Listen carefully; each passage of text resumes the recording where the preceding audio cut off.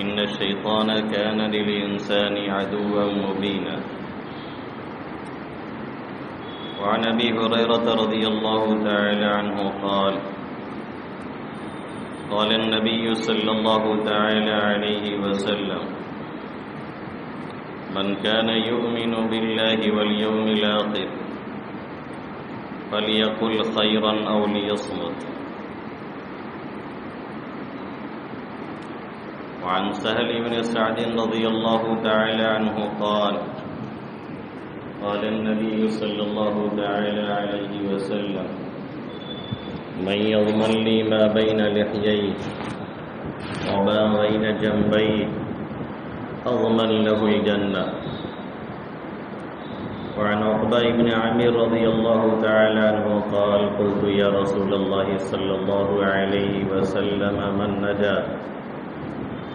قال امسك عليك لسانك وليسعك بيتك وابكي على خطيئتك، أو كما قال سيدنا وهادينا محمد صلی اللہ تعالی علیہ وسلم. میرے محترم بزرگوں اور دوستوں،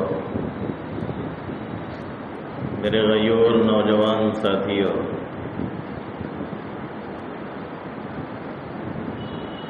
گزشتہ ہفتہ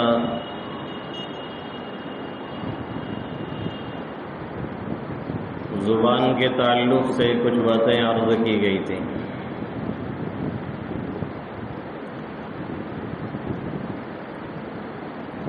ہم میں بہت سے لوگ ایسے ہیں جن میں آپس میں شکر رنجی اور کھینچا تانی ہوتی ہے، اور بہت سے ایسے ہیں جو ایک دوسرے کی شکل دیکھنا بھی گوارا نہیں کرتے. کچھ ایسے ہیں کہ اگر انہیں معلوم ہو جائے کہ کھلا دعوت کے اندر شمیم کی بھی دعوت ہے تو حاضری نہیں دیں گے. کچھ ایسے ہیں جو جنازے تک میں حاضر نہیں ہوتے. اگر تھوڑا سا گہرائی میں جا کر کے دیکھا جائے اور معلوم کیا جائے تو اس کا اصل سبب اور وجہ یہی زبان، یہی ہے جو یہاں تک پہنچاتی ہے، اور اسی کے کالے کرتوت سے معاملہ یہاں تک بگڑتا اور خراب ہوتا ہے. بات یہاں تک پہنچ جاتی ہے کہ باپ بیٹے کی شکل نہیں دیکھنا چاہتا، اور بیٹا باپ کو باپ کہنا گوارا نہیں کرتا، اور میاں بیوی میں بات یہاں تک بڑھ جاتی ہے کہ عموماً طلاق کی نوبت آ جاتی ہے اور طلاق ہو جاتی ہے. عربی کے ایک شاعر نے کہا ہے لسان الفتى نصف ونصف فؤاده فلم يبق الا صورة اللحم والبشر. انسان کا یا نوجوان کی زبان یہ اس کا آدھا حصہ ہے، اور اس کا دل یہ آدھا حصہ ہے. دل اور زبان ہی سے انسان بنتا ہے، اور اسی سے انسان کی انسانیت جاتی اور ختم ہوتی ہے. باقی جو کچھ ہے وہ ظاہری شکل اور صورت ہے، اس کی کوئی خاص اہمیت اور حقیقت نہیں. دل اور زبان یہی مل کر کے کچھ بنا دیتے ہیں، اور یہی مل کر کے معاملہ خراب کر دیتے ہیں. اسی کے ذریعے سے انسان نہ معلوم کتنی بلندیوں تک پہنچتا ہے، اور اسی کی وجہ سے انسان بلندیوں سے تحت الثری میں چلا جایا کرتا ہے، اور اسی کی وجہ سے کل قیامت میں بھی اسے مقام حاصل ہوگا، اور اسی کی وجہ سے کتنوں کو کل قیامت میں جہنم میں ڈھکیل دیا جائے گا. اسی لیے حضرت ابو ہریرہ رضی اللہ تعالی عنہ کی روایت فرماتے ہیں اللہ کے حبیب صلی اللہ علیہ وسلم نے فرمایا جو اللہ پر اور یوم آخرت پر ایمان رکھتا ہو تو اسے چاہیے کہ کوئی بھلی بات کہے اور اچھی بات کہے، اور نہیں تو پھر خاموشی رہے، یہی اس کے حق میں بہتر ہے. من کان یؤمن باللہ والیوم الآخر فلیقل خیرا او لیصمت، جو اللہ پر اور آخرت پر ایمان رکھتا ہو تو اچھی اور بھلی بات کہے یا پھر خاموش ہی رہے۔ اچھی اور بھلی بات کہے گا تو اسے لوگوں کے ہاں بھی مقام حاصل ہوگا اور اللہ کے یہاں بھی اس کی ایک خاص وقعت اور منزلت ہوگی، اور بری بات کہے گا یا الفاظ کا چناؤ صحیح نہیں کرے گا یا لہجے میں تلخی رہے گی یا اسی طریقے سے طعن ہے، تشنیع ہے، کسی کی عزت اتارنا ہے اور کسی کی کھال اتارنا ہے، کسی کی تکلیف پر خوشی کا اظہار کرنا ہے، یہ تمام باتیں زبان ہی سے ہیں اور سب کے سب گناہ کبیرہ ہے۔ اس میں سے بعض گناہ تو اتنے خطرناک ہیں کہ الامان الحفیظ، اچھائیاں بھی اسی زبان سے جنم لیتی ہیں اور برائیاں بھی اسی زبان سے پیدا ہوتی ہیں۔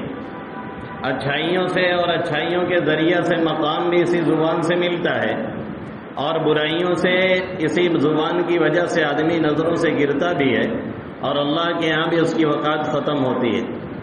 یہی زبان ہے جس کے ذریعے سے ہم اور آپ یہ کلمہ پڑھتے ہیں، لا الہ الا اللہ محمد رسول اللہ، اور یہی وہ کلمہ ہے جس کے بارے میں اللہ کے حبیب صلی اللہ علیہ وسلم نے فرمایا کل قیامت میں جب ایک شخص کو لایا جائے گا اور اس کے نامہ اعمال میں اور اس کے ترازو میں اس کے اعمال رکھے جائیں گے، اور اس کی بدعمالیوں کی وجہ سے اسے یہ محسوس ہوگا کہ اب ہمارا کام تمام ہوا، اب تو ہم گرفتار بلا ہوئے کیونکہ ہماری برائیاں زیادہ ہو رہی ہیں۔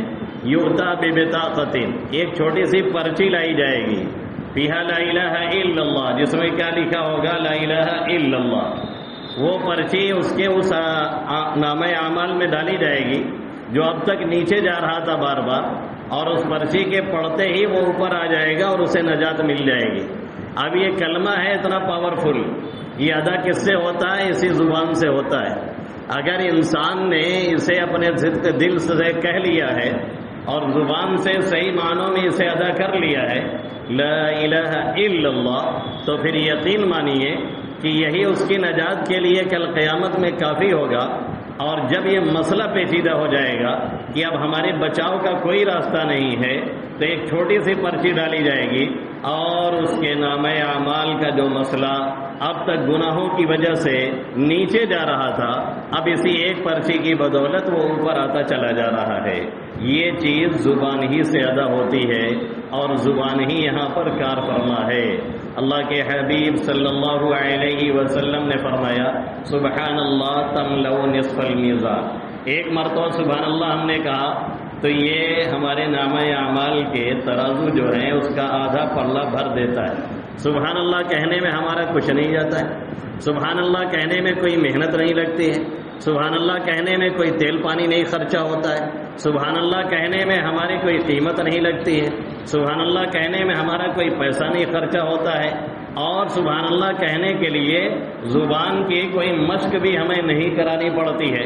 زبان کے سسٹم کو اللہ نے ایسا بنایا ہوا ہے کہ ادھر ہم سوچتے ہیں اور ہمارا دماغ سوچتا ہے، اور ادھر زبان حرکت میں آ کر کے اپنا کلمہ ادا کر چکی ہوتی ہے۔ کبھی بھی زبان کو یہ نہیں سکھانا پڑتا ہے کہ یہ لفظ آپ ایسے ادا کریں گے یا ویسے ادا کریں گے۔ انسان جیسے جیسے بڑا ہوتا ہے ایسے ہی بولنا شروع کرتا ہے اور بولتا چلا جاتا ہے۔ کبھی یہ نہیں سیکھنا پڑتا ہے کہ زبان کو ادھر لے جانا ہے یا ادھر لے جانا ہے تب یہ کلمہ نکلے گا یا تب یہ الفاظ ادا ہوگا۔ اب ہم اور آپ اگر ایک مرتبہ صرف کہہ لیتے ہیں سبحان اللہ تو ہمارے نامہ اعمال کا پلہ آدھا بھر جایا کرتا ہے۔ اور یہی نہیں، بخاری شریف کے جو آخری حدیث اس میں اللہ کے حبیب صلی اللہ علیہ وسلم نے فرمایا کلمتان خفیفتان علی اللسان، دو کلمے ایسے ہیں جو زبان پر انتہائی ہلکے ہیں لیکن حبیبتان للرحمن، اللہ کو بہت محبوب ہیں، ثقیلتان فی المیزان، نامہ اعمال میں بہت ہی وزنی ہیں، اور وہ کیا ہیں؟ سبحان اللہ وبحمدہ سبحان اللہ العظیم، سبحان اللہ وبحمدہ سبحان اللہ العظیم۔ اب یہ دونوں کلمے انتہائی ہلکے پھلکے ہیں، بڑے آسانی سے ادا ہو جاتے ہیں، اور دونوں کس سے ادا ہوتے ہیں؟ اسی زبان کے کے ذریعے سے ادا ہوتے ہیں. کسی کو صحیح راستہ بتا دیا، کسی زبان کے ذریعے سے بتایا گیا، کسی کی نماز گڑبڑ تھی اسے رہنمائی کر دی گئی، اسی زبان کے ذریعے سے کی گئی. اور یہی نہیں، اللہ کے حبیب صلی اللہ علیہ وسلم نے فرمایا من عزا سکلا کسی بردن فی الجنہ، جس نے کسی ایسی عورت کو تسلی دی جس کا بیٹا مر گیا ہے، جس کا بیٹا گم ہو گیا ہے، وہ بیچاری غمزدہ ہے، کوئی بھی اس طرح سے غمزدہ ہے. صدقہ صرف مال کا نہیں ہوتا ہے، صدقہ زبان کا بھی ہوتا ہے، صدقہ بول کا بھی ہوتا ہے، صدقہ مسکرانے کا بھی ہوتا ہے، صدقہ کوئی اچھائی کر دینے کا بھی ہوتا ہے، صدقہ اچھی باتیں کرنے کا بھی ہوتا ہے. اللہ کے حبیب صلی اللہ علیہ وسلم نے فرمایا جس نے ایسی عورت کو تسلی کے کلمات کہہ دیے اس کا غم دور ہو گیا، اس کا ٹینشن ختم ہو گیا اور اسے ڈھارس بڑھ گئی. اور آپ نے ڈھارس بڑھانے میں کردار ادا کیا. آپ کے پاس یہ زبان تھی، آپ کو زبان کی مہارت تھی، آپ کو زبان کے صحیح استعمال کا طریقہ تھا، کیونکہ اسی کی طوطی بولتی ہے کبھی خطبہ جمعہ میں، اور اسی کا کبھی زور چلتا ہے جمعہ کی تقریر میں، اور اسی کا کہیں عمل دخل ہوتا ہے وکالت کے پیشے میں، اور اسی کا کہیں عمل دخل ہوتا ہے مجلس کے درمیان. جب آپ گفتگو کرتے ہیں لوگ ہماتن گوش ہو کر کے آپ کی باتوں کو سنتے ہیں، یہی زبان ہوا کرتی ہے، دوسرے کسی کا عمل دخل اس میں نہیں ہوتا ہے. اللہ کے حبیب صلی اللہ علیہ وسلم نے فرمایا جو ایسی عورت کو تسلی دے دے کسی بردن فی الجنہ، اسے جنت میں چادر عطا کی جائے گی اور اسے جنت میں لباس پہنایا جائے گا.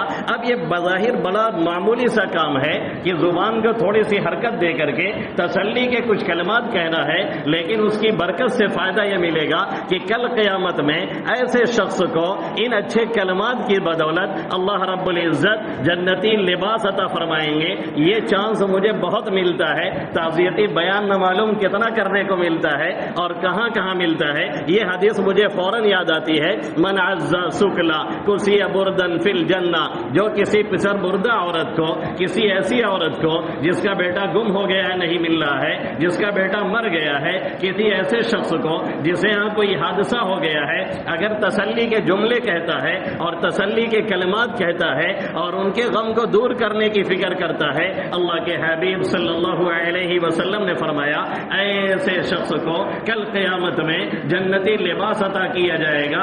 اب یہ چیزیں زبان ہی سے ادا ہوتی ہیں اور یہ کام زبان ہی سے ہوتا ہے، اور اگر اس کے اگین جائیے اور تھوڑا سا غلط اسے استعمال کیا جائے تو پھر یہی زبان ہمیں اور آپ کو جہنم تک پہنچانے والی ہے، اور یہی زبان ہمیں اور آپ کو جہنم میں کھینچ کر کے لے کے جائے گی. غیبت اسی زبان سے ہوتی ہے جو ہم اور آپ ہر مجلسوں میں دوسرے کی کرتے ہیں. یہ اور بات ہے کہ ہمیں معلوم ہو جائے کہ ہم کسی مجلس میں ہمارا برائی کے ساتھ تذکرہ ہو رہا تھا تو ہمارا غصہ 7ویں آسمان پر ہوگا، لیکن ہم جب بیٹھتے ہیں تو ہم کسی نہ کسی کی کھال ادھیڑے بغیر نہیں رہتے ہیں. اور المیہ یہ ہے ہمارا اور آپ کا کہ ہم جب 4 لوگ بیٹھے رہتے ہیں تو کسی 5ویں کی برائی کرتے ہیں، اور جب 5واں آ جاتا ہے تو ہم کہتے ہو ماشاءاللہ آپ تشریف لائے، آپ کی عمر بہت لمبی ہوگی.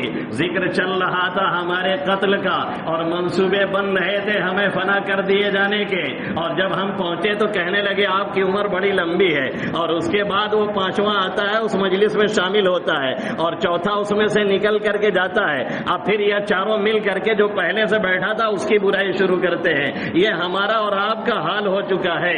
یہی ہے وہ غیبت جس کے بارے میں اللہ کے حبیب صلی اللہ علیہ وسلم نے فرمایا بیجا بھڑاس نکالنے کے لیے اگر کسی کی برائیاں بیان کی جا رہی ہیں جیسا کہ ہم اور آپ کرتے ہیں، اس کے بیان کرنے کی کوئی خاص ضرورت نہیں، کوئی داعی نہیں. نہ اس کے ابا سے آپ کہہ رہے ہیں کہ اس کی اصلاح کرے، نہ اس کے والدین سے کہہ رہے ہیں کہ اسے ٹھیک کرے، نہ اس کے استاد سے کہہ رہے ہیں کہ اس کی اصلاح کی کوشش کرے، نہ آپ کو پولیس میں جا کر کے کمپلین لکھانا ہے. یوں ہی چسکے لینے کے لیے برائیاں آپ اس کی کر رہے ہیں. اللہ کے حبیب صلی اللہ علیہ وسلم نے فرمایا ان ارب الربا الاستطال فی عرض المسلم، سب سے بدترین سود یہ ہے کہ کسی مسلمان کی ناحق آبرو ریزی کی جائے اور اس کی برائیوں کو اجاگر کیا جائے اور بیان کیا جائے. اب ہم لوگ غیبت نہیں کرتے ہیں بلکہ آج کے دور میں ہم لوگ بہتان لگاتے ہیں. غیبت اسے کہتے ہیں جو بات جو خرابی اس کے اندر ہو اسی کو چسکا لینے کے لیے بیان کیا جائے. اب ہم لوگ غیبت نہیں کرتے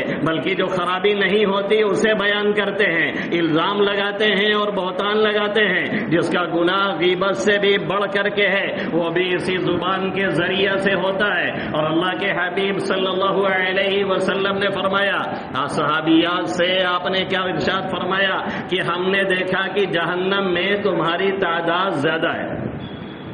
صحابیات نے پوچھا کہ کیوں؟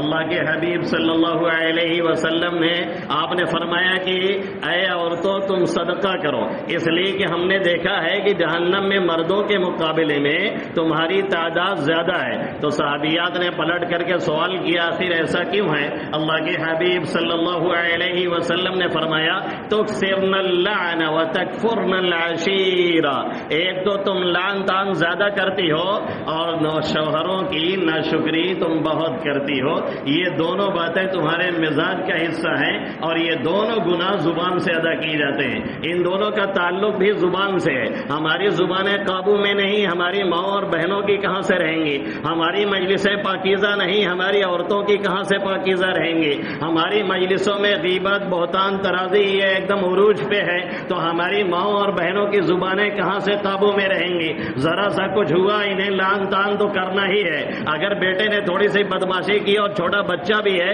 تھوڑا زیادہ اچھل کود رہا ہے، وہ چھین کا بھاؤ مرو نہیں جاتا ہے، گر جاتا ہے، ٹنگیں ٹوٹ جاتی تو بہت اچھا رہا، اب پیروں چھڑک جاتا ہے بس صحیح ہو جاتے ہیں، اور کے بعد پتہ چلا گر گیا اور ٹانگ ٹوٹ گئی، بیٹھ کے بلوک کا چوہا ہوتے ہیں۔ آپ ہی تو بددعا دے رہی تھی بیٹھ کے، آپ ہی تو بددعا دے رہی تھی بیٹھ کے، اور نہ معلوم کب کیا قبول ہو جائے۔ اس لیے زبان اچھی استعمال کرنی چاہیے، خاص طور سے اپنے اولاد کے تعلق سے، لیکن آج کے والدین کو یہ توفیق نہیں ہوتی۔ یہ جو بوڑھے حضرات ہمارے ہیں نا، یہ سدھرنے کا بیچارے نام نہیں لیتے ہیں، بڑی مشکل یہ ہے، ان کو توفیق نہیں ہوتی کہ اپنی اولاد کے تعلق سے اچھی زبان استعمال کریں۔ اللہ کے حبیب صلی اللہ علیہ وسلم نے فرمایا اپنی اولاد کو کبھی بھی بددعا مت دو، ہو سکتا ہے وہی قبولیت کا ٹائم ہو اور اولاد پہ پڑ جائے تو ایک مسئلہ کھڑا ہو جائے گا، کیوں نہیں اچھی باتیں کہی جاتی ہیں، کیوں نہیں ان کی ہدایت کی دعا کی جاتی ہے، کیوں نہیں صراط مستقیم پہ چلنے کی دعا کی جاتی ہے، کیوں نہیں انہیں آنکھوں کی ٹھنڈک بنائے جانے کی دعا کی جاتی ہے، کیوں نہیں انہیں یہ دعا دی جاتی ہے کہ وہ افق پہ چمکیں، کیوں نہیں دعا دی جاتی ہے کہ وہ آنکھوں کی ٹھنڈک بنے، کیوں نہیں دعا دی جاتی ہے کہ وہ معاشرے پہ بوجھ نہ بنے بلکہ معاشرے کے لوگوں کو اٹھانے کا ذریعہ بنے۔ یہ ہم اور آپ کیوں نہیں کرتے ہیں؟ یہ تکثرن اللعن، لعن طعن یہ زیادہ کرتی ہیں، وتکفرن العشیر، اور شوہروں کی ناشکری کرتی ہیں۔ پوری زندگی کما کما کے لاتے رہیے اور سب کچھ پورا کرتے رہیے، اور ایک مرتبہ تھوڑا سا مسنگ ہو جائے اور جو فرمائش تھی وہ پوری نہیں ہوئی، ارے تجھے تو ہم کبو تو بھلائی دیکھ بے نہ کیے، جب سے ہم آئے تو رکھیے قسمت پھوٹ گئی ہے، ایک دم سے ہماری قسمت پھوٹی رہی، پتن کہاں سے چن لیے گئے، یہاں بہت قسمت پھوٹی رہی تو جا کہوں قسمت بنا ہے نا، پھر تو تکثرن اللعن وتکفرن العشیرہ، ایک تو لعن طعن بہت زیادہ کرتی ہے اور شوہروں کی ناشکری کرتی ہیں۔ اب ان دونوں گناہوں کا تعلق زبان ہی سے ہے، اس لیے اللہ کے حبیب صلی اللہ علیہ وسلم فرما رہے ہیں کہ کبھی کبھی انسان بے خیالی میں اللہ کی رضا کا کوئی کلمہ کہتا ہے، نتیجہ یہ نکلتا ہے کہ جنت میں بہت اونچا مقام حاصل کر لیتا ہے، اور کبھی بے خیالی میں اللہ کی ناراضگی کا کوئی جملہ کہہ دیتا ہے، نتیجہ یہ نکلتا ہے کہ جہنم کے نچلے طبقے میں اللہ اسے ڈھکیل دیتا ہے اور پھینک دیتا ہے۔ اس لیے ہمارے علماء نے لکھا ہے کہ پہلے سوچو پھر تولو پھر بولو، یہ نہیں کہ جو بھی زبان پہ آیا بس اسے بولنا شروع کر دیا اور آگے چلتا شروع کر دیا، یہ طریقہ ٹھیک نہیں ہے۔ حضرت عقبہ ابن عامر رضی اللہ تعالیٰ عنہ نے اللہ کے حبیب صلی اللہ علیہ وسلم سے پوچھا من نجات یا رسول اللہ صلی اللہ علیہ وسلم، اے اللہ کے حبیب صلی اللہ علیہ وسلم نجات کا کیا طریقہ ہے؟ آقا مدنی صلی اللہ علیہ وسلم نے فرمایا املک علیک لسانک، پہلا کام یہ کرنا ہے کہ زبان میں تالے لگانے ہیں، کنٹرول کرنا ہے اور زبان کو پابند بنانا ہے۔ املک علیک لسانک ولی وَلْيَسَعْكَ بَيْتُكَ، اور گھر تمہارے لیے گنجائش رکھتا ہو، یعنی زیادہ گھر پہ رہو، بلا وجہ ادھر ادھر جا کر کے بیٹھکی مت کرو، مجلس لگاؤ گے تو کبھی غیبت ہوگی، کبھی بہتان ترازی ہوگی، کبھی کوئی اور گناہ ہوگا، کبھی کوئی اور مسئلہ کھڑا ہوگا، اس لیے زیادہ تر لوگوں سے بچ کر کے رہو۔ وَلْيَسَعْكَ بَيْتُكَ، آگے فرمایا وَابْكِ عَلَىٰ خَطِيئَتِكَ، اپنے گناہوں پہ روتے رہو، اور رونا آئے نہ آئے تو رونے جیسی شکل بناؤ، اور کم سے کم ندامت کا اللہ کے سامنے اظہار کرو۔ ایک حدیث میں ترمذی شریف کی روایت ہے، حضرت انس بن نضر رضی اللہ تعالیٰ عنہ کے، اللہ کے حبیب صلی اللہ علیہ وسلم نے فرمایا کسی قوم پہ اللہ عذاب کا فیصلہ کر چکا ہوتا ہے اور عذاب ادھر سے چل رہا ہوتا ہے، لیکن کوئی ایک پوری قوم میں اللہ کے خوف سے رونے والا ہوتا ہے، جس کی وجہ سے پوری قوم سے عذاب الہی اٹھا لیا جاتا ہے۔ پہلے ہر گھر میں کوئی نہ کوئی اللہ کے خوف سے رونے والا بندہ کسی کونے میں کسی تنہائی میں رہا کرتا تھا جو روتا تھا اور عذاب الہی کو ٹالنے کا ذریعہ بنتا تھا۔ آج حالت یہ ہے کہ تھوڑا سا موقع ملتا ہے تو ہم اور آپ کسی کونے میں یہی موبائل لے کر کے کوئی گیم کھیلتا ہے، کوئی پب جی کھیلتا ہے، کوئی ویڈیو دیکھتا ہے اور کوئی نیٹ کی دنیا میں رہتا ہے۔ یہ رونے کا مزاج اور اللہ کو منانے کا مزاج یہ ہم میں اور آپ میں بالکل ختم ہوتا جا رہا ہے۔ یہ اچھی علامت نہیں ہے اور اچھا طریقہ بھی نہیں ہے۔ وَابْكِ عَلَىٰ خَطِيئَتِكَ، اپنے گناہوں پہ روتے رہو۔ ایک دوسری حدیث میں اللہ کے حبیب صلی اللہ علیہ وسلم نے فرمایا مَن يَضْمَنْ لِي مَا بَيْنَ لِحْيَيْهِ وَمَا بَيْنَ جَنبَيْهِ أَضْمَنْ لَهُ الْجَنَّةَ، جو میرے لیے ضمانت لے لے، گارنٹی لے لے، اس کے دونوں جبڑوں کے درمیان ہے، یعنی زبان کی گارنٹی لے لے، غلط نہیں استعمال ہوگی، غلط نہیں چلے گی، غلط باتیں نہیں بولی جائیں گی، تو پھر اور اسی طریقے سے جو اس کے دونوں ٹانگوں کے درمیان ہے، یعنی شرمگاہ کی ضمانت لے لے، غلط استعمال نہیں ہوگی۔ اللہ کے حبیب صلی اللہ علیہ وسلم نے فرمایا اضمن لہ الجنہ، میں اس کے لیے جنت کی گارنٹی لیتا ہوں اور ضمانت دیتا ہوں۔ اب ہے کون جو اس بات کی ضمانت لے کہ زبان غلط نہیں چلے گی؟ ہے کون جو اس بات کی ضمانت دے کہ شرمگاہ غلط نہیں استعمال ہوگی؟ اللہ کے حبیب صلی اللہ علیہ وسلم ایسے شخص کو ضمانت دینے کے لیے تیار ہیں، اور آپ فرما رہے ہیں کہ ہم اس کے لیے جنت کی گارنٹی لیتے ہیں اور اسے جنت میں پہنچائیں گے۔ اور ایک مرتبہ دوران سفر حضرت معاذ بن جبل رضی اللہ تعالیٰ عنہ کہتے ہیں میں آقا کے قریب ہوا اور میں نے کہا آپ کچھ نصیحت کیجیے اور کچھ ایسی باتیں بتلائیے جسے جو مجھے جنت کے قریب کریں اور جہنم سے دور کریں۔ دلنی علی عمل اذا انا عملتہ دخلت الجنہ، یہ صحابہ کرام کا عام معمول تھا اور مزاج تھا۔ اللہ کے حبیب صلی اللہ علیہ وسلم سے اس طرح کی باتیں پوچھا کرتے تھے، کوئی ایسا طریقہ بتائیے کہ جنت میں پہنچ جائے، کوئی ایسا طریقہ بتائیے کہ جہنم سے دور ہو جائے۔ اب ہم کسی مولوی سے کسی ایسے شخص سے قریب ہوتے ہیں تو ہم اس سے پوچھتے ہیں کہ کوئی ایسی تعویذ بتا دیجیے کہ ہمارا کام بیٹھے بیٹھائے سب ہو جائے۔ ہم اسی تعویذ کے چکر میں رہتے ہیں اور وہ تعویذ دینے والا خود اسی چکر میں رہتا ہے، کوئی گراہک ملے تو اس کو مرغا بنایا جائے، لوگوں کے تنگ آ کر کے اور پریشانیوں میں گر کر کے جو اسی کو پیشہ بناتا ہے، لوگ اسی سے روزگار کی تعویذ لینے چلے جاتے ہیں کہ ہماری دکانیاں چلنے لگے۔ اس کی دکان خود اسی پہ منحصر ہے کہ آپ آئیں اور آپ جاتے ہیں اپنے لیے تعویذ لینے کے لیے کہ ہماری دکان چلنے لگے۔ بہرحال اپنا اپنا نظریہ ہے اور اپنا اپنا مزاج ہے۔ اللہ کے حبیب صلی اللہ علیہ وسلم نے انہیں بڑی نصیحتیں کی اور نصیحت کرنے کے بعد آپ نے فرمایا وَلَا أَدُلُّكَ عَلَىٰ مِلَاكِ ذَلِكَ كُلِّهِ، جو اس کا خلاصہ ہے اور لب لباب ہے اور جو اصل بات ہے ہم اسے نہ بتا دیں۔ صحابی رسول نے پوچھا بتائیے، اقامدنی صلی اللہ علیہ وسلم نے اپنی زبان اپنے ہاتھ سے پکڑ لی۔ حضرت معاذ کہتے ہیں کیا اس زبان کی وجہ سے بھی مسئلہ کھڑا ہوگا؟ اقامدنی صلی اللہ علیہ وسلم نے فرمایا هل يكب الناس في النار على وجوههم الا حصائد السنتهم، بہت سے لوگوں کو جہنم میں اسی زبان کے کالے کرتوت کی وجہ سے اوندھے منہ ڈالا جائے گا، چہرے کے بل گھسیٹ کر کے جہنم میں ڈال دیا جائے گا۔